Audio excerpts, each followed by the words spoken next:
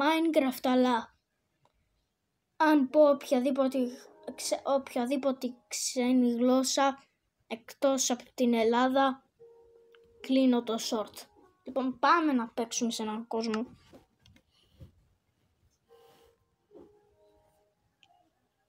Ναι, μπορεί να είμαι και creative, αλλά δεν ξέρεις για το creative. Λοιπόν, θα παίξω αυτό εδώ πέρα. Το έκανα.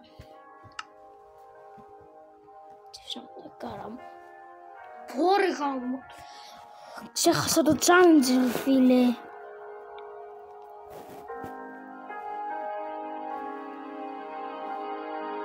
Τι? 6 κόσμοι έχουν κρυφτεί από τη σελίδα των κόσμων σου.